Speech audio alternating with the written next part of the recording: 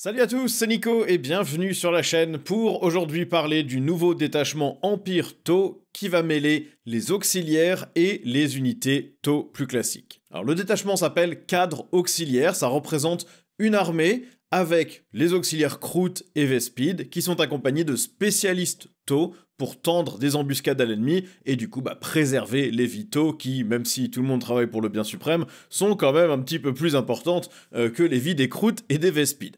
Donc la règle de détachement, elle est double, elle va donner des bonus aux Kroot et aux Vespid, et ensuite elle va donner des bonus aux Tau. Donc les Kroot et les Vespid vont être utilisés pour booster les Tau. Si vous placez vos Kroot et vos Vespid à 9 pouces d'une unité ennemie, à chaque fois que vous faites une attaque de tir sur une unité Tau classique, donc or, auxiliaire et titanesque, vous faites +1 à la pénétration d'armure de l'attaque. Donc vous avez envie de placer vos auxiliaires pas trop loin de l'ennemi, et tout le reste de l'armée va avoir +1 à l'APA quand il tire sur ces unités qui sont proches de vous. Les unités Tau, elles, ont une aptitude qui va donner agent solitaire à 18 pouces, sur les unités Kroot et Vespid entièrement à 6 pouces, et visible de l'unité Tau.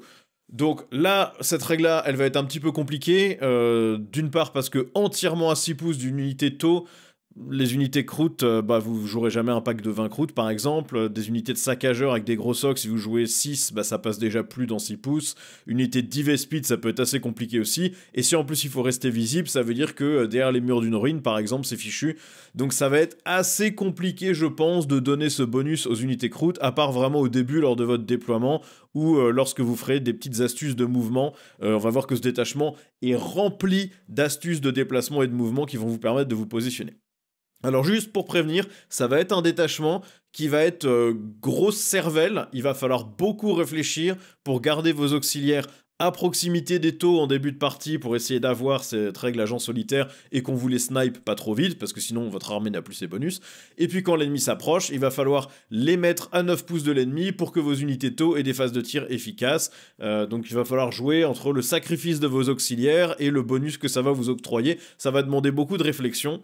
Et vu les stratagèmes et les améliorations, vous allez devoir planifier vos mouvements 1 ou 2 tours à l'avance. Donc je rappelle juste la règle d'armée Tau, ça s'appelle pour le bien suprême, et en gros à la phase de tir, vous pouvez guider les tirs d'une unité sur une unité ennemie à l'aide d'une autre. Donc vous prenez deux de vos unités, une qui va être observatrice, l'autre qui va être guidée. Les deux unités doivent voir la même cible ennemie et doivent être éligibles pour tirer sur cette cible. L'unité guidée gagne +1 en capacité de tir, et elle gagne aussi ignore le couvert si l'unité qui observe a le mot-clé désignateur laser. Si l'unité guidée décide de tirer sur une unité qui n'a pas été ciblée, par contre, elle aura -1 à sa CT. Donc ça désencourage complètement le fait de couper ses tirs et de répartir ses tirs sur plusieurs unités. Vous voulez évidemment tirer tout sur la même. Ça vous oblige à bien positionner l'armée pour toujours avoir deux unités qui peuvent voir la même cible et qui peuvent se guider, ou l'une en tout cas peut guider l'autre. L'armée touche souvent à 4+ de base, donc le +1 en CT est vraiment utile et important dans cette armée. Donc c'est une règle avec laquelle on joue et qui vous oblige déjà du coup à bien positionner vos unités Tau, mais dans ce détachement il va aussi falloir penser à bien positionner vos unités Kroot et Vespid, et vous aurez moins d'unités Tau pour guider vos autres unités Tau, donc ça va être plus compliqué. On passe maintenant au stratagème. Le premier, c'est modification expérimentale. Ça se joue à votre phase de tir ou à la phase de combat. Vous ciblez une unité Kroot ou Vespid, et jusqu'à la fin de la phase, ils ont +1 en PA sur leurs armes, donc soit au tir, soit au corps à corps. Donc par exemple des saccageurs Krootox, qui normalement sont PA -1 sur les attaques de points de Krootox, là passent à -2, donc 4 attaques, touche à 3, force 6, PA -2, dégâts 2, soudainement ça rigole pas beaucoup, même avec une armure de mépris, vous gardez encore une PA -1, et vous avez en plus les attaques du cavalier qui sont force 4, PA -2 du coup.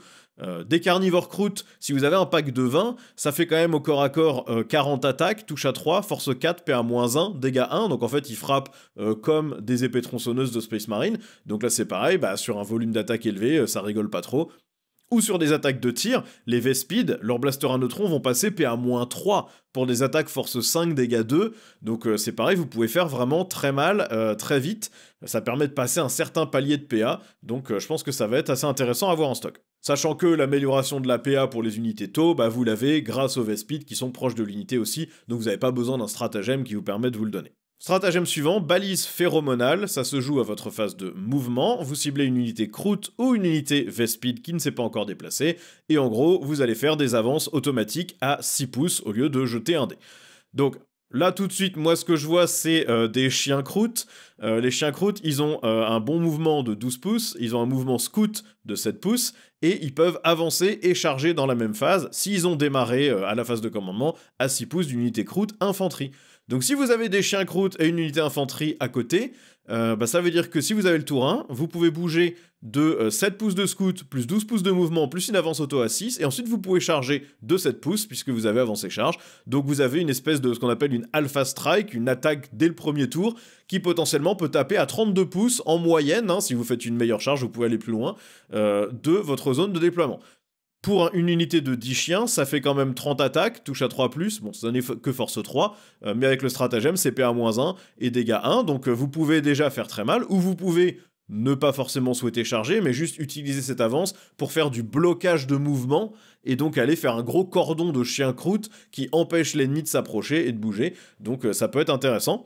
Vous avez un Solilance qui a aussi un mouvement de scout et qui peut bouger après avoir tiré. Et en plus, il a assaut. Donc, il peut tirer après avoir bougé. Donc, vous avez une figurine qui est très très mobile. Les V-Speed aussi ont assaut. Donc, elles peuvent bouger de 18 pouces et tirer. Donc, voilà, il y a plein d'unités. Enfin, la plupart de vos unités vont être intéressées pour faire ce genre de truc. D'autant plus que c'est un détachement où vous avez besoin de bien positionner vos unités croûtes à portée de l'ennemi. Donc, vous avez envie d'arriver le plus vite possible à 9 pouces de l'ennemi pour que vos unités taux aient plus 1 l'APA. Donc, stabiliser l'avance à 6, c'est très bon. Stratagème suivant, scan multisensoriel, votre phase de tir ou la phase de combat. Vous prenez une unité Empire taux, donc pas forcément auxiliaire, n'importe quelle unité de votre armée. Vous lui donnez la relance des blessures de 1. Si c'est une unité croûte ou V-Speed, vous relancez toutes les blessures à la place. Donc ça va être utile sur n'importe quelle unité, sauf peut-être les brécheurs qui relancent déjà les jets de blessures sur les objectifs, je crois. Mais en gros, vous pouvez taper beaucoup plus fort avec vos saccageurs Croutox ou à une phase de tir V-Speed. Alors à noter que ça se joue à la même phase que vous auriez joué potentiellement le stratagème de PA amélioré, donc vous pourrez pas faire les deux sur la même unité, puisqu'on peut pas cibler la même unité avec deux stratagèmes à la même phase. Mais globalement, c'est quand même une bonne efficacité. Vous pouvez booster des unités taux classiques sur des tirs anti-tank qui vont souvent blesser chez les taux à 3+, voire à 2+, sur des véhicules légers. La relance des 1 sur un jet à 3+, ou sur un jet à 2+, c'est très bon. Ou juste sur de la masse qui va blesser à 4+, la relance des 1, c'est toujours très intéressant aussi. Donc très bon stratagème à avoir. Évidemment, pour le même prix en PC, vous avez plutôt envie de l'utiliser sur des tirs V-Speed ou sur une phase de corps à corps de saccageur Croutox par exemple. Le stratagème suivant, expertise étrangère, ça se joue à votre phase de mouvement. Là encore, c'est une unité Empire taux de votre armée, donc n'importe quelle unité. Et jusqu'à la fin du tour, votre unité peut avancer et tirer. Si vous ciblez une unité croûte ou V-Speed, elle peut aussi avancer et charger. Donc en gros, vous donnez assaut à n'importe quelle unité taux de votre armée, donc ça c'est toujours très bon à prendre, hein, n'importe quelle crisis, n'importe quelle unité, vous êtes content de lui donner une avance supplémentaire, un mouvement supplémentaire, un peu de tir supplémentaire. Donc là encore, ça se joue à votre phase de mouvement, donc vous pouvez pas vous donner l'avance auto à 6, plus la possibilité de tirer au tour où vous avancez, hein, pas deux stratagèmes sur la même unité sur une phase, mais ça vous donne quand même beaucoup de mobilité. Vous pouvez vous donner avance et charge sur des saccages Croutox, avance et charge sur une unité de 20 croûtes de base pour engluer l'ennemi. Ça va vous aider, là encore, au positionnement des unités qui guident, au positionnement des unités guidées, au positionnement des unités auxiliaires, soit pour les ramener près de vous, mais en perdant pas le potentiel de tir, soit pour rapprocher vos unités taux de vos unités auxiliaires et pouvoir tirer quand même. Ça va vous permettre d'avoir plus facilement accès à votre bonus de plus 1 en PA ou votre bonus d'agent solitaire sur les auxiliaires. Alors, le stratagème suivant, manœuvre imbriquée. La première fois que je l'ai lu, je me suis dit, mais c'est ultra fort, et en fait, il y a une petite restriction qui fait que ça l'est moins. Ça se joue à la fin de la phase de combat, vous ciblez n'importe quelle unité de votre armée qui était éligible pour combattre à cette phase. Donc, une unité qui était engagée au corps à corps à un moment ou à un autre de la phase, que leur cible ait été tuée, se soit barrée ou quoi que ce soit. Globalement, il faut qu'ils aient été en mesure de taper. Mais ça vous donne quand même... Si vous êtes en portée d'engagement, faire un mouvement de retraite dès la fin de la phase de combat. Et si vous n'êtes pas à portée d'engagement, faire un mouvement normal de 6 pouces. Donc ça veut dire qu'une unité tau qui est engagée au corps à corps, vous pouvez la désengager dès la fin de la phase de combat pour que à votre tour, vous n'ayez pas de pénalité sur le fait de tirer sur cette unité, de rebouger dans la direction que vous voulez, etc. Donc vous n'avez pas besoin d'un désengagé tir, désengagé charge, vous avez un désengage au tour adverse. Ce qui fait que du coup, vous êtes libre pour faire ce que vous voulez pendant votre tour. Donc ça, c'est très très bon. Une unité croûte qui aurait tapé son adversaire et qui l'aurait tué peut ensuite se repositionner, mouvement normal de 6 pouces, vous pouvez aller voler un objectif adverse, vous pouvez aller vous cacher à un autre endroit si c'était à la fin de votre phase de combat et que vous voulez pas vous faire avoiner au tour d'après.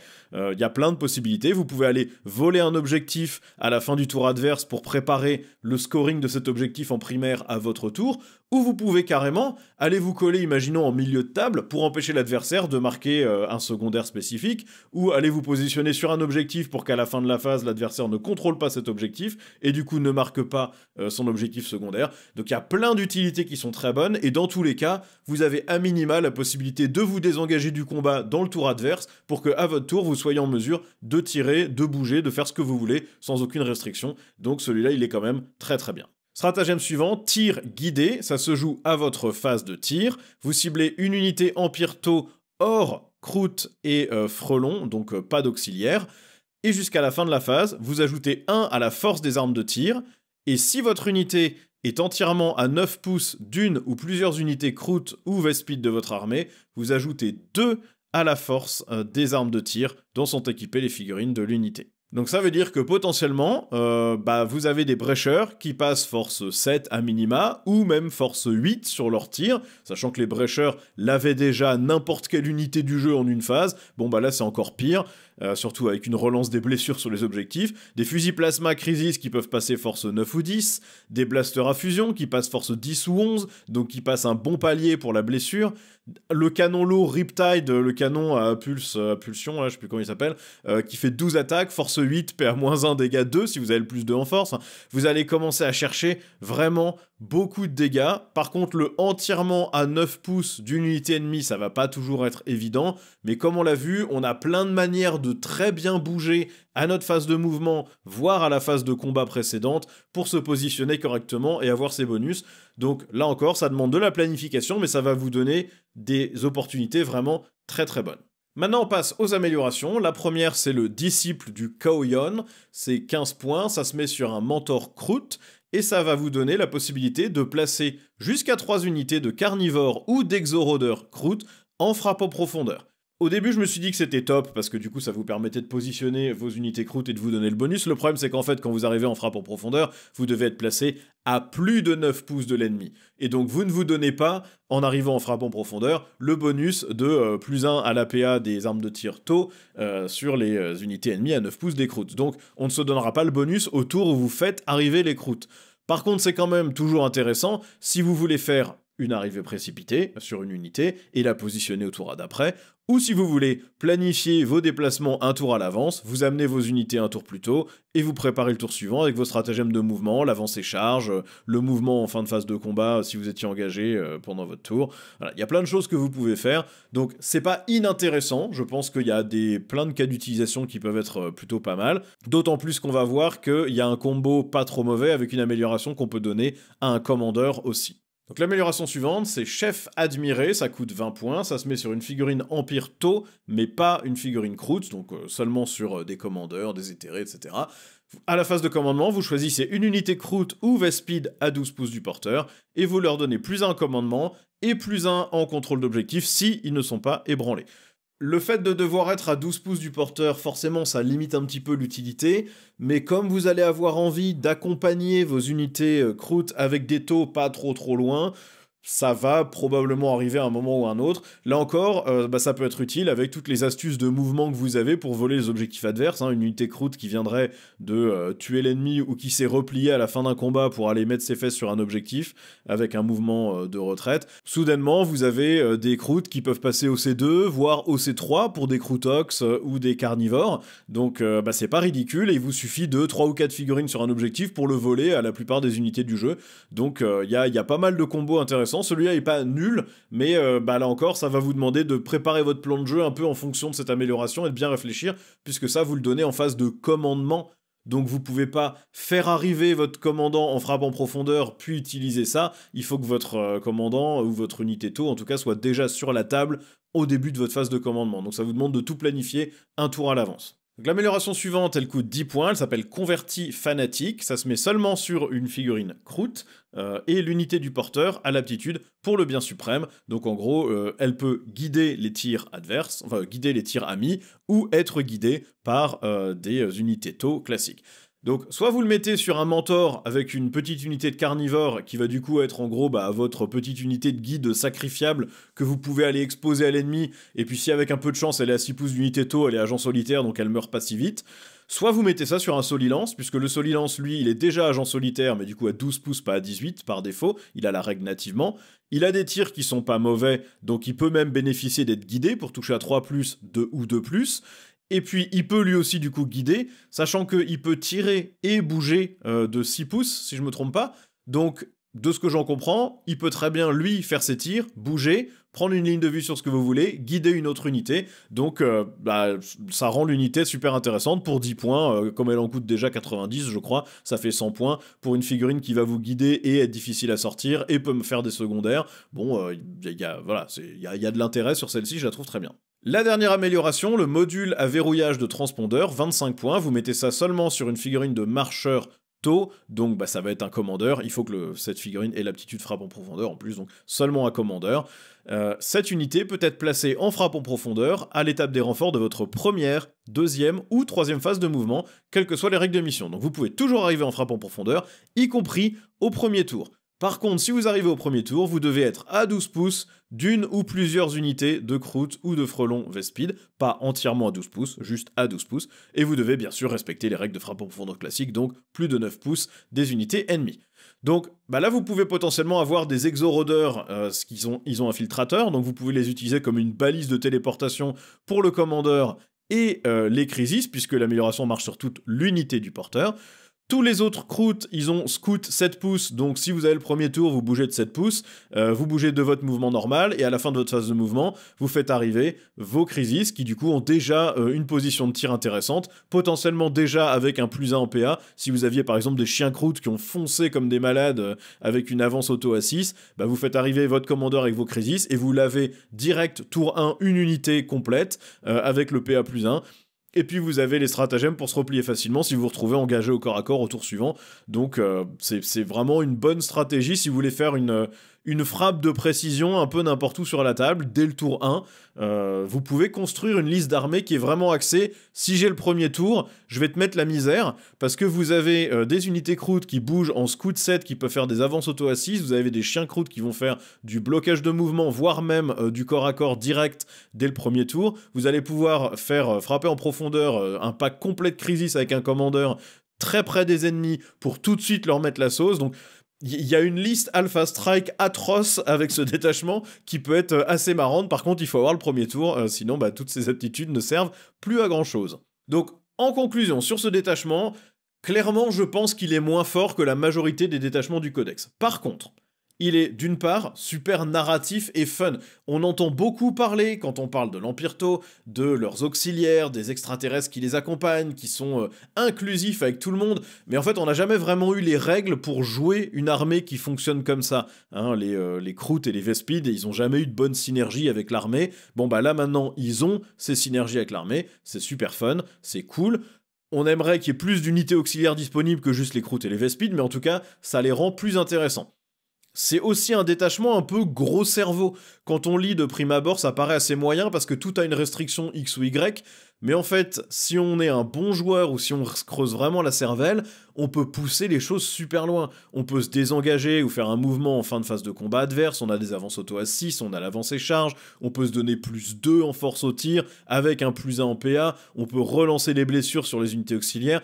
Il y a des stratagèmes de dégâts qui sont pas mal, il y a du positionnement qui va être très compliqué à réfléchir, mais si on joue sur ce positionnement, sur les frappes en profondeur avec les améliorations, il y a des parties où l'adversaire pourra vraiment pas faire grand chose, parce qu'on va l'empêcher de bouger. Dès qu'il bouge, on va s'approcher de lui avec nos auxiliaires, le coincer dans un coin, l'avoiner le plus fort possible avec nos unités taux, se redéplacer ensuite, rebouger, lui voler ses objectifs, l'empêcher de marquer ses secondaires en se désengageant en fin de phase de combat.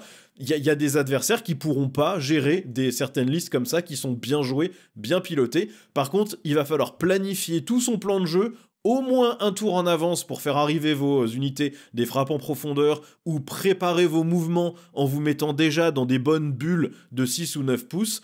Et potentiellement, vous allez même devoir réfléchir à 2 tours en avance. Donc forcément, avec toutes ces restrictions, le détachement va être moins fort que la plupart des choses qu'on trouve dans les taux, et clairement moins fort que le cadre de riposte pré-passe d'équilibrage, où il vous suffisait de frapper en profondeur à 6 pouces, de tirer et de tuer l'ennemi, et puis vous enleviez 300 points d'armée par tour à votre adversaire, sans trop vous poser de questions et sans avoir besoin de penser à ce que vous faisiez. Bon là c'est pas du tout un détachement comme ça, il va falloir non seulement réfléchir à comment placer vos unités taux pour qu'elles se guident, mais aussi comment placer vos unités auxiliaires pour qu'elle vous donne le bonus, donc c'est forcément beaucoup moins fort. Juste pour essayer de donner une petite idée, moi ce que j'aurais tendance à faire, c'est emmener entre 500 et 800 points d'auxiliaire à 2000 points et tout le reste en taux. Je pense que au-delà de ça, on commence à manquer de puissance de feu et de dégâts potentiels pour sortir l'ennemi.